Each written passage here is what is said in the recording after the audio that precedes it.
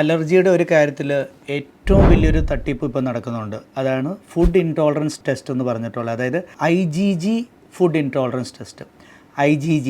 അപ്പോൾ ഈ IgG food intolerance test നിങ്ങൾ ഒരിക്കലും ചെയ്ത് നോക്കില്ല. നമ്മൾ ഈ ഫുഡിൻ്റെ അലർജി ഉണ്ടോ എന്ന് കണ്ടുപിടിക്കാൻ നോക്കുന്ന ബ്ലഡ് ടെസ്റ്റ് ഉണ്ട്, അത് ആക്ച്വലി IgE ആണ്. അതും ആക്ച്വലി ചെയ്യേണ്ട ആവശ്യമുണ്ടോ എന്നുള്ള കാര്യം നിങ്ങൾ നിങ്ങളുടെ അലർജി സ്പെഷ്യലിസ്റ്റിനെ കണ്ടിട്ട് വേണം തീരുമാനിക്കുക. ലോകത്ത് തന്നെ ഉള്ള ഏറ്റവും ക്രെഡിബിൾ ആയിട്ടുള്ള അലർജി അസോസിയേഷനായ അമേരിക്കൻ അലർജി അസോസിയേഷനും യൂറോപ്യൻ അലർജി അസോസിയേഷൻ എല്ലാവരും പറയുന്ന കാര്യമാണ്. നമുക്ക് മനസ്സിലാക്കാം എന്താണ് IgG ഫുഡ് ഇൻടോളറൻസ് ടെസ്റ്റ് എന്ന് പറഞ്ഞാൽ. IgG ആൻറ്റിബോഡി എന്ന് പറഞ്ഞാൽ നമ്മുടെ ബോഡിയിൽ നോർമലായിട്ട് ഉണ്ടാകുന്ന ആൻറ്റിബോഡിയാണ്. അപ്പോൾ നിങ്ങൾക്ക് ആ ഫുഡിനോട് കോണ്ടാക്റ്റ് വന്നിട്ടുണ്ടെങ്കിൽ, നിങ്ങൾ ആ ഫുഡ് കഴിച്ചിട്ടുണ്ടെങ്കിലും ആ ഫുഡിൻ്റെ ഉണ്ടാകുന്ന ആൻറ്റിബോഡിയാണ് IgG എന്ന് പറയുന്നത്. നിങ്ങൾക്ക് സ്കിൻ പ്രിക്ക് ടെസ്റ്റാണോ, തൊലിപ്പുറത്ത് ചെയ്യുന്ന ടെസ്റ്റാണോ, IgE ആൻറ്റിബോഡി ടെസ്റ്റാണോ ചെയ്യേണ്ടതെന്നുള്ള കാര്യം നിങ്ങളുടെ അലർജി സ്പെഷ്യലിസ്റ്റ് കണ്ടിട്ട് തീരുമാനിക്കുന്നതാണ് നല്ലത്.